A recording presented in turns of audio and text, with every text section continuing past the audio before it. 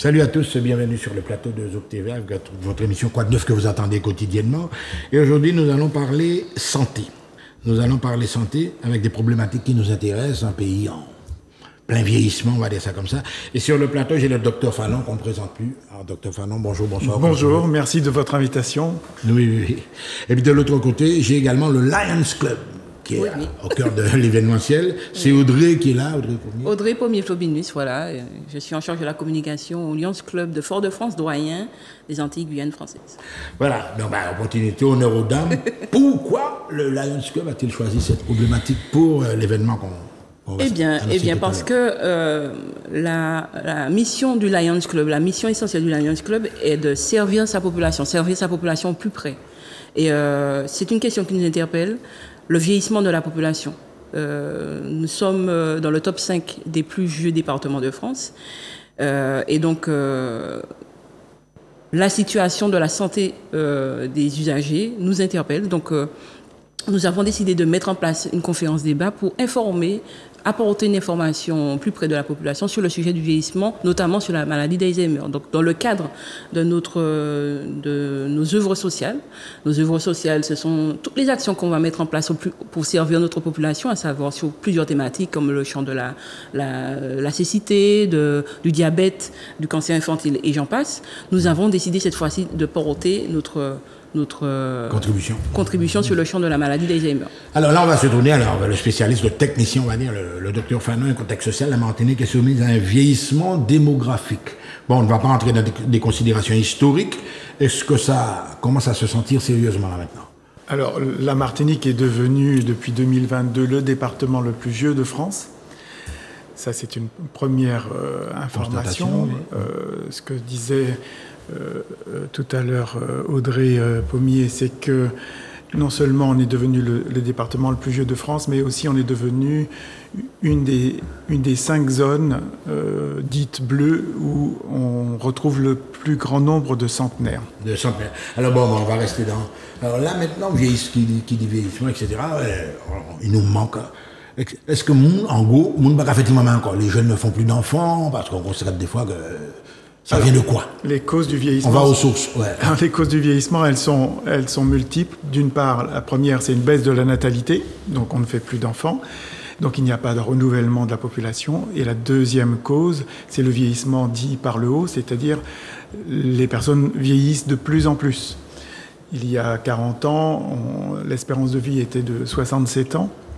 Aujourd'hui, elle est de 84 ans pour les femmes, 78 ans pour les hommes, ce qui fait que on ne fait plus d'enfants et on ne meurt plus, donc on a de plus en plus de personnes âgées. Ouais. La troisième cause qui est spécifique à nos territoires, c'est l'émigration des jeunes. Les jeunes partent et ne reviennent pas, et ce qui aggrave le processus de vieillissement démographique qui se traduit par une augmentation de la proportion des personnes âgées par rapport aux jeunes. Ouais, par rapport aux jeunes. Alors, il y a des études qui ont montré que le vieillissement, c'est les cellules neuronales. C'est un des facteurs principaux dans les champs du développement de la maladie d'Alzheimer. Là, vous êtes... Alors, le vieillissement des cellules. La maladie d'Alzheimer, en fait, est une maladie neurodégénérative. Comme d'autres, elle n'est pas la seule. Elle représente 70% des causes de démence chez les sujets âgés. Donc, c'est plutôt une maladie qui touche les personnes âgées, même si... elle n'a pas de caractère spécifique, puisqu'on connaît des jeunes de 25, 30 ans qui développent des maladies d'Alzheimer. De plus en plus jeunes, d'ailleurs. Mais ça reste exceptionnel. C'est moins de 2% des cas de maladie d'Alzheimer. Donc 98% des situations concernent des personnes âgées. La cause est liée à un dérèglement d'un processus qu'on appelle le processus amyloïde, et dont la nature n'est pas clairement déterminée aujourd'hui. On connaît bien la raison de l'accumulation des plaques amyloïdes et de la dégénérescence fibrillaire, mais on ne sait pas vraiment quelle est l'origine de cette maladie. Elle est aujourd'hui incurable et évolue inéluctablement vers une perte d'autonomie de la personne qui en est atteinte. On va se tourner un petit peu du côté d'Audrey. Alors là, Audrey, c'est le Lions. Dans votre Lions Club, l'association caritative, etc., la moyenne d'âge, c'est combien? Mon Dieu. Vous êtes... Non, mais... Moi, je carte sur table. Je n'en dirai pas plus. Simplement, ce qu'il faut savoir, c'est nous avons 2 centenaires. Nous avons 2 membres centenaires. Donc, on ne pouvait que s'intéresser à la question. Et puis, surtout, à soutenir l'association Martinique, France Alzheimer Martinique, qui réalise un travail remarquable sur le territoire. Donc, faut nous débailler en parle. Donc, c'est pour ça qu'on a mis en place cette organisation, cette conférence débat qui aura lieu vendredi à 18h à l'auditorium du Crédit Agricole qui est partenaire sur cette affaire, et pour pouvoir soutenir cette association qui, dans l'ombre, fait un travail auprès des usagers de soins, mais aussi auprès des familles, des proches, et qui sont touchés par la situation maladie d'Alzheimer. Mais dans Lions Club, est-ce que le phénomène intergénérationnel, ça vous préoccupe également? Parce que souvent, on était enseignant avant, il faut rétablir, enfin, entretenir le contact entre les générations. Tout à fait. C'est ce qu'on essaie de faire, en tout cas, au niveau du Lions Club, par la formation de Léo. Ce qu'on appelle Léo, ce sont des jeunes qui ne sont pas encore au Lion, mais qui consentent... Des lionceaux, quoi. Des lionceaux, entre guillemets, et qui ont... C'est déjà cette fibre. Et on essaie de faire la transmission, justement, pour que la fibre ne soit pas rompue et que ces jeunes reprennent le flambeau par la suite. Mais voilà. Donc, en tout cas, on est très... le Lions Club, en tout cas, le Lions Club de Fort-de-France, doyen des Antilles-Guyane françaises, est très touché par ce sujet, dans la mesure où ses membres et ses actions se passent au sein de la population qui est justement dans une situation de vieillissement. Voilà. Donc, on va revenir vers le docteur. Alors justement, elle développe d'autres types d'arguments. Le phénomène intergénérationnel, faire avoir les contacts, est-ce que ça également contribue à l'évolution de l'état de la maladie, quoi? Alors oui, parce que les contacts sociaux ou l'absence de contacts sociaux font partie des causes repérées qui peuvent favoriser l'apparition de la maladie. On sait qu'on peut prévenir à peu près 40% des maladies d'Alzheimer aujourd'hui, uniquement par des mesures générales, comme avoir une activité physique régulière. S'occuper l'esprit, quoi. Voilà. Être appareillé pour les oreilles, parce que la surdité est un facteur de risque. Traiter les dépressions, le diabète, l'hypertension, avoir une alimentation équilibrée, adaptée. Tous ces facteurs qui ont été repérés, il y en a 12, participent de manière plus ou moins importante à l'apparition de la maladie. On va avoir une petite parenthèse, par exemple, on parle souvent aussi de l'activité sportive. Est-ce que vous pensez que ça contribue également à la régénération des cellules, quoi? Alors l'activité physique est connue, et ça a été démontré dans plusieurs études, contribue à maintenir une activité intellectuelle et cognitive favorable à la lutte contre l'apparition de la maladie. Donc une activité physique régulière, c'est 30 minutes d'activité par jour. C'est pas forcément du sport.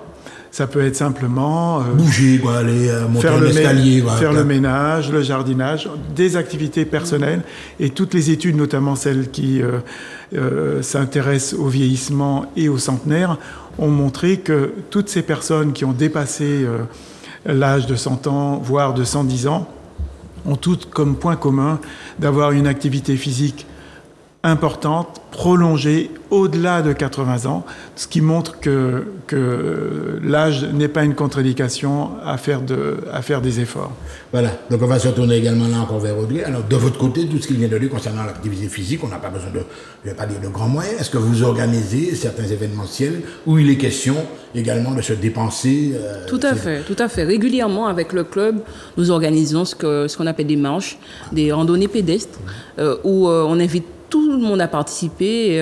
Ce sont des marches qui sont accessibles à tous et qui, justement, ont pour but d'inciter la population à avoir une activité physique, en même temps de découvrir la Martinique. Donc, à travers ces marches-là, il y a plusieurs objectifs qui sont atteints. Donc la sensibilisation contre la sédentarité, et puis découvrir la Martinique autrement, et puis l'intergénérationnel, c'est le moyen de se connaître, à maintenir un lien social, quoi. Tout à fait, le moyen des jeunes de pouvoir rencontrer les plus âgés, de faire des choses ensemble. Donc voilà, en tout cas ce que dit le docteur Fanon nous parle Très, très, très bien. Donc, on va parler maintenant de la conférence. On entre directement, on met les pieds un petit peu dans le plat. Date de la conférence. Alors, la date de la conférence, c'est demain, c'est vendredi. Donc, vendredi 24 mai 2024, à partir de 18h, à l'auditorium du Crédit Agricole, à Place d'Armes au Lamentin. Ouais, c'est un amphithéâtre, etc. Donc, voilà, c'est ça. Donc, c'est au plein bout du Lamentin, le Crédit Agricole. Non, c'est pas plein bout du Lamentin. Ouais. C'est au siège. Ah ouais, c'est différent, En fait, c'est en face de la sécurité sociale. C'est le Crédit Agricole qui se situe en face de la sécurité sociale. Si vous voyez un petit peu, les gens se repèrent, c'est à Place d'Armes. À Place d'Armes, oui. Donc, voilà, c'est là. Donc, c'est là. Donc, on vous attend bien nombreux. Donc, c'est ouvert à tout le monde. C'est ouvert à tout le monde. Il y a une petite participation de 25 € pour nos œuvres sociales, parce qu'en fait, on va soutenir l'association Martinique, France Alzheimer Martinique, et puis nos œuvres sociales, c'est-à-dire toutes les activités, les actions que nous avons dans le champ du diabète, de la lutte contre le diabète, de la lutte contre le cancer infantile, et j'en passe, d'autres thématiques, la cécité, etc., sur lesquelles on agit dans l'année et sur lequel on porte une contribution financière. En pareil cas, justement, la personne, sa participation, elle paie à l'entrée, ou bien il y a des gens qui ont déjà réservé, etc. Alors, il y a des gens qui ont déjà réservé, mais vous pouvez venir à l'entrée et payer à l'entrée. Voilà. Donc, voilà, c'est... Et en fait, cette conférence sera suivie d'un petit cocktail dînatoire où on aura l'opportunité de discuter un petit peu avec Dr Fanon, le professeur Karim Fard, voilà, de se retrouver avec les membres et puis de poser des questions, d'approfondir un petit peu le sujet avec eux, peut-être d'en apparenter, s'ils veulent bien. Partie convivialité, on va dire. Tout à fait, tout à fait. Alors, on va se revenir vers Alors là, maintenant, professeur, le contenu même. Donc, le club 1, etc., une démarche de sensibilisation. On aura droit à quoi pendant cette conférence débat? Eh bien, les principaux deux aspects vont être développés. D'une part, l'aspect clinique sur qu'est-ce que c'est que la maladie d'Alzheimer, quels sont les facteurs de risque, quels sont les facteurs de prévention, y a-t-il des traitements, où en est la recherche en termes de médicaments aujourd'hui. Et une partie qui relève plutôt du diagnostic et de la recherche en utilisant les nouvelles techniques d'imagerie que sont aujourd'hui le TEP scan et la production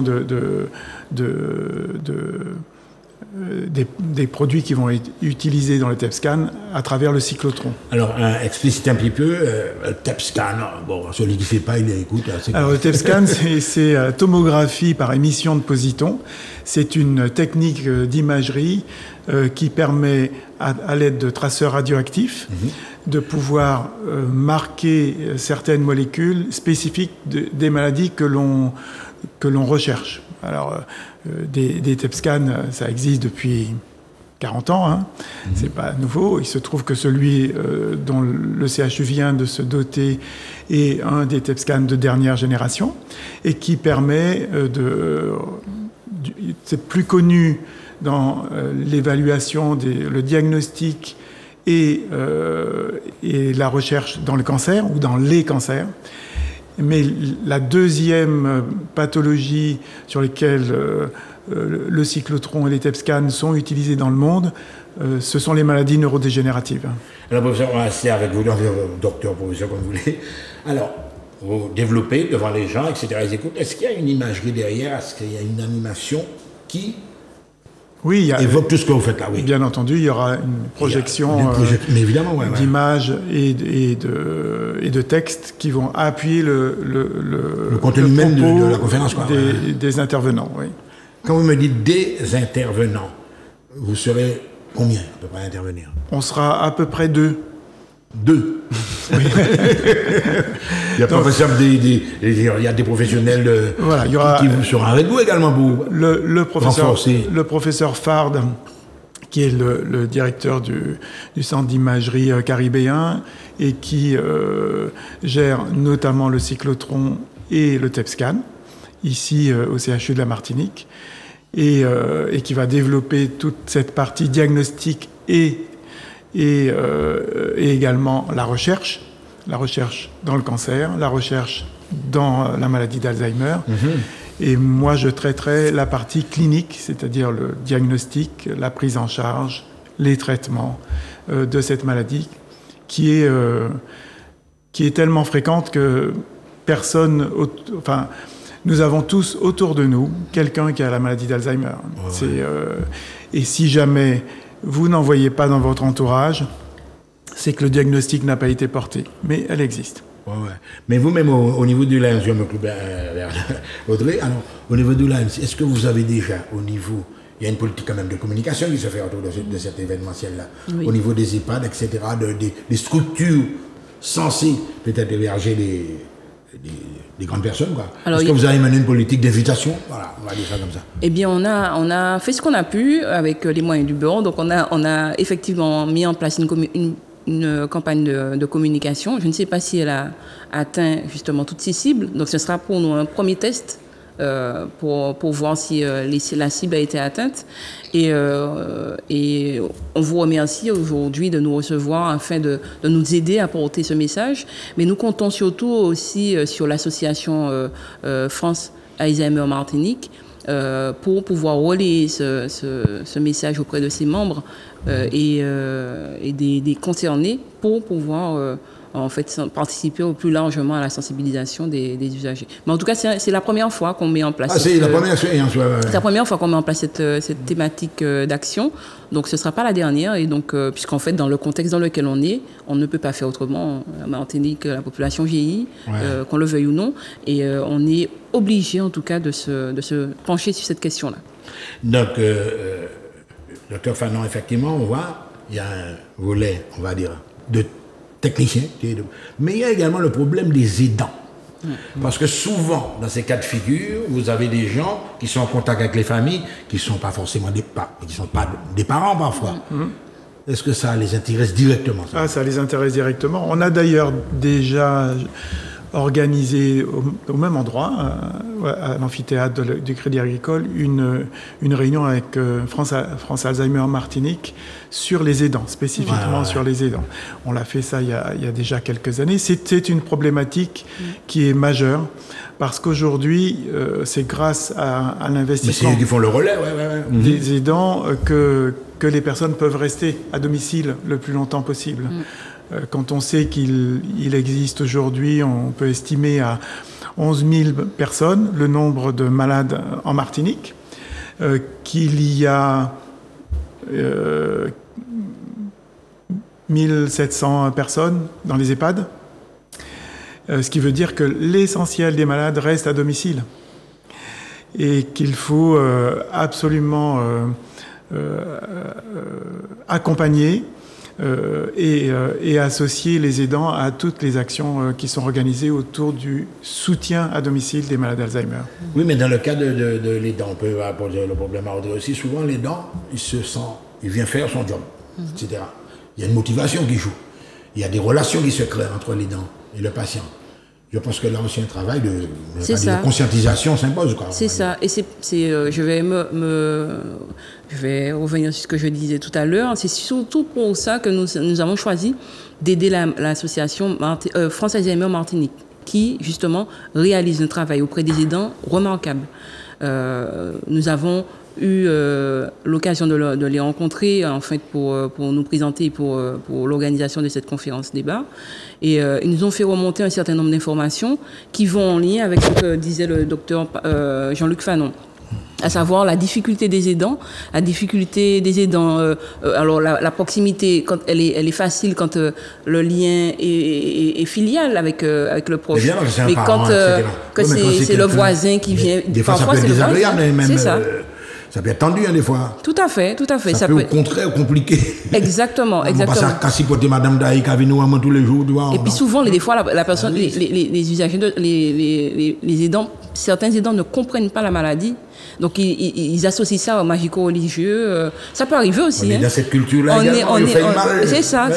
On est dans cette situation. Non, mais docteur, on sourit. Et parfois, le patient, il a tendance le cerveau fonctionne parfois bien. Donc, c'est esprit qu'a fait, etc. Donc, toute cette conférence débat-là est vraiment importante pour démocratiser, en tout cas, le sujet au sein de la population, afin qu'on se penche. Je pense qu'en fait, on est tous potentiellement concernés par C'est ça. inévitable, hein, vous. C'est ça, dans une c'est ça. population vieillissante, ce cas de figure-là, il faut l'envisager. Quoi. Voilà. Donc c'est pour ça que le Lions Club de Fort-de-France doyen des Antilles Guyane française s'est penché sur le sujet. Et ce ne sera pas la dernière fois, on sera là avec vous, avec le docteur Fanon et avec tous les acteurs qui portent leur contribution sur ce sujet pour les aider. Parce qu'en fait, c'est notre mission de servir notre population, la population martiniquaise, et nous serons à vos côtés pour continuer. Ouais. On a parlé des aidants. Il y a alors à part, bon évidemment, il y a les infrastructures qui sont déjà en place, etc. Mais il y a des petits outils, docteur, comme ça, parce que des fois je reçois des gériatres et puis ils me font part de certaines parutions, etc., où les gens pourraient s'exercer régulièrement. Est-ce que vous en tenez compte? Alors j'en tiens compte. En sachant qu'aujourd'hui, toutes les études qui ont été réalisées sur les modes de prise en charge dites non médicamenteuses n'ont jamais démontré d'efficacité particulière sur l'évolution de la maladie. Par contre, les aidants en tirent bénéfice parce qu'ils ont le sentiment aussi de mener une action qui puisse être positive. Des petits exercices, ils peuvent aider le malade, etc. Bon. Il faut être néanmoins prudent sur cette volonté que puissent avoir les aidants de pouvoir stimuler le cerveau, parce que le cerveau n'étant pas un muscle, ça ne peut pas s'exercer. Et donc le risque, c'est de mettre le sujet que vous voulez accompagner pour le faire progresser, de le mettre en situation d'échec. Si vous lui demandez de faire un exercice auquel il va échouer, imaginez un professeur agrégé de mathématiques qui ne sait plus faire une addition ou une soustraction, si vous voulez essayer à dire « écoute, c'est pas possible que tu puisses pas faire ça », ben non, la maladie fait qu'à un moment, on ne sait plus faire. Des fois, l'entourage ne comprend pas, c'est là le problème. L'entourage a tendance à le marginaliser, alors que peut-être qu'il fait des efforts. Voilà. Et c'est le risque de confier à des non-professionnels des solutions dites de rééducation, alors qu'ils n'ont peut-être pas le bagage intellectuels qui leur permettent de savoir à quel moment il faut s'arrêter. C'est une maîtrise Le patient va s'inquiéter, s'angoisser, il va s'ennuyer aussi des fois aussi. Ou s'agacer. Ouais. Et on va dire, il s'énerve tout le temps. Je dis, mais pourquoi s'énerve-t-il? J'ai essayé de lui faire un exercice, il a échoué. Je dis, il ne faut pas faire ça. Voilà, c'est tout. Alors, toutes ces problématiques sont abordées. Vous allez faire quand même, docteur, un point sur le cyclotron et le TEP-scan. Le cyclotron, on en parle, mais est-ce que ça évolue? Ça fonctionne? Oui. Ça fonctionne. Il est opérationnel aujourd'hui et il va monter en charge. Et donc, il est possible, effectivement, de réaliser ces examens sur place à partir du moment où vous avez une prescription médicale. Voilà. Et on va terminer avec Audrey. Alors là, tu lances l'invitation directement. On est dans... Alors j'invite tout le monde. Le côté imminent, c'est demain, je crois. Demain, à 18h, donc de vendredi 24 mai 2024, à partir de 18h à l'auditorium du Crédit Agricole. C'est en face de la sécurité sociale du Lamentin. Et donc on vous attend nombreux. Cette conférence débat sera suivie d'un cocktail. On sera en toute convivialité, La participation, on peut l'avoir Oui, la participation est de 25 € pour nos œuvres sociales et pour aider l'association France Alzheimer Martinique. Voilà. Alors ne ratez pas, mesdames et messieurs, ne ratez pas cette conférence, c'est très très très important. On est un pays qui vieillit, on a besoin également d'informations. À très bientôt sur ZOC TV.